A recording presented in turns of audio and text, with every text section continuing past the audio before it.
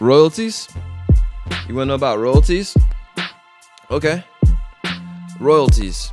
So royalties are there's different types of royalties. And I love this part. I'm glad you asked that question. So with royalties, we can talk about mechanical royalties, we can talk about synchronous royalties, we can talk about just a general term of royalties. So what a royalty is that, say for example, this beat right here, right? Let's say I make this beat and Jay-Z goes and raps on this beat, right? Okay. When I signed the contract with Jay-Z for working with Jay-Z on this beat, I have to agree to the structure as to which of what I own for the beat. So say for example, I'll take Jay-Z out of the equation. I'll just say artist A because I don't want to put anybody on blast. And I'm not saying Jay-Z does this, but artist A and artist B. Artist A, I'm working with artist A. They want this beat. All right. So they could say, hey, you're the producer. You own the rights to the music publishing, the composition of the music, right? I'm the artist, so I'm going to write lyrics to this, right? And that way we'll split the publishing of the song being the lyrics and the musical composition. We'll split it in half, 50-50. So you're splitting your publishing royalties technically. That's how that works, okay? Now, that's just the actual composition piece. That's the lyrical composition, and that is the musical composition. Those are the two pieces that make a typical song. And that's a really simplified version where you've got one person that does music and one person that does the lyrical writing. That is not the performance, okay? So we take it a step further and we talk about the performance of the song, the sound recording. You would technically call this the masters of the song, right? Okay. So the masters of the song would be, I am signed to a label. I, as in the artist, is signed to a label. We'll just say ABC Records, right? So ABC Records has a recording contract. Remember, it's a recording contract with artist A, not a publishing contract, but a recording contract with artist A. And artist A goes into the studio and does a rap performance to this song. Okay, cool. Well, as part of the contract, that song is technically that performance of that song, that sound recording, the finished version, when it's all mixed and mastered and polished, that finished version is owned by the record label. This is historically how this works, guys. Okay?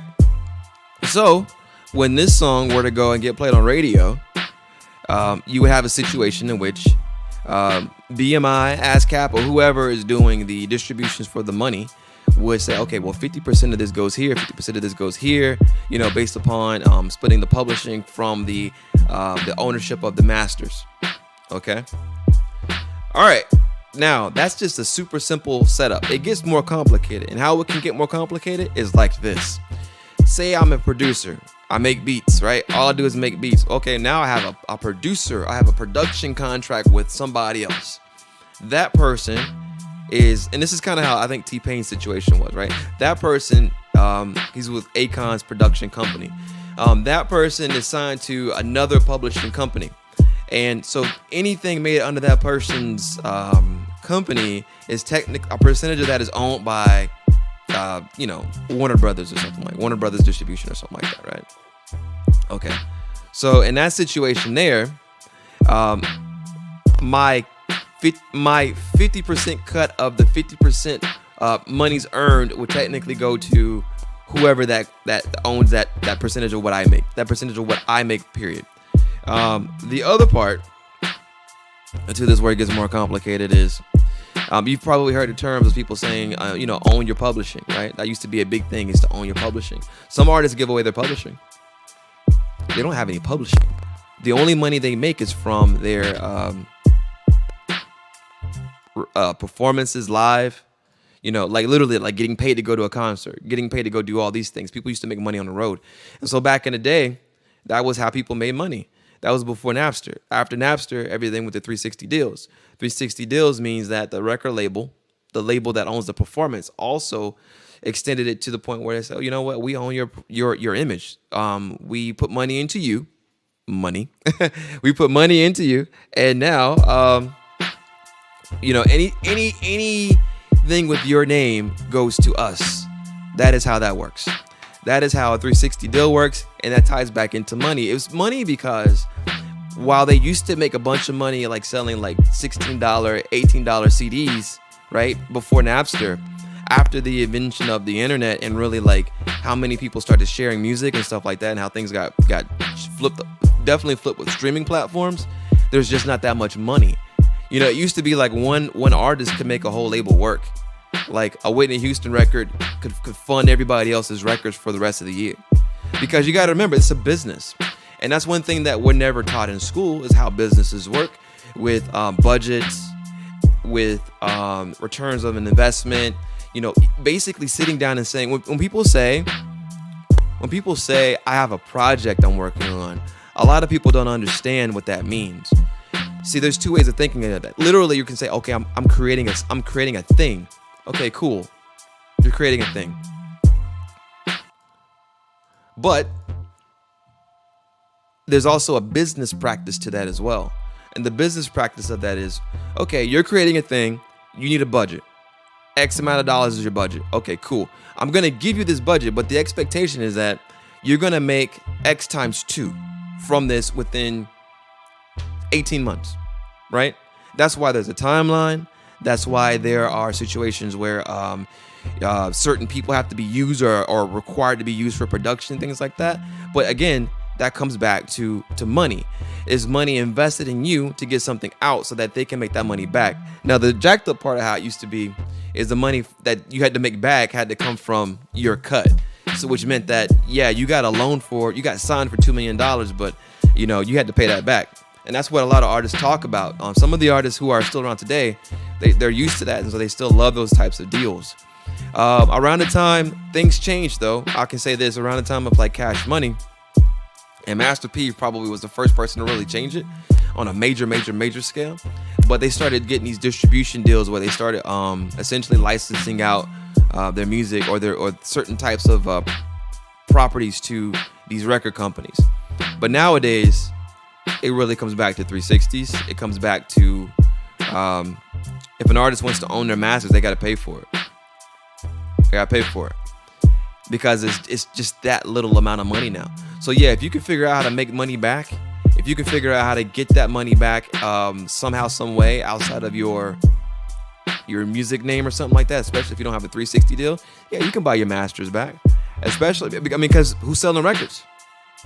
You get one stream is like a fraction of a penny. It's a fraction of a penny. You can't live off that. People living off of loans, man. They buying records off of loans. They buying cars off of loans. They buying stuff off of loans. And they're hoping to get it back. They're hoping. And that's not sustainable. And that's why most people won't make it. Because the people who are popular enough, meaning that they've got their own buzz on social media, and everybody can't make a record, but a lot of people try. There's always been pop culture people who try to make records that suck, but they put it out, and because they are who they are, they definitely get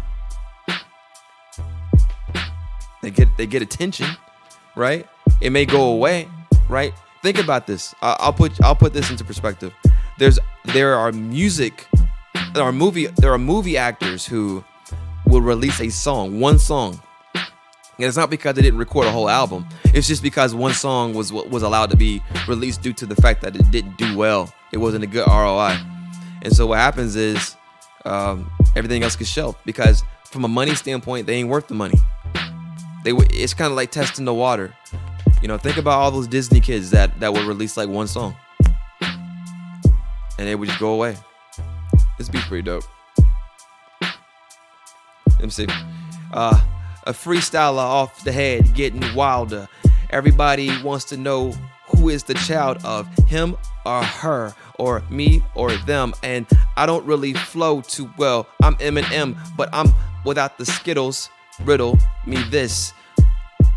Yo, is Batman gonna be sick or is it gonna be wicked? I don't know. How can I flip this? Kicking flows like it's Limp Bizkit, but it's not. I do this, but I don't. I should freestyle, but I won't.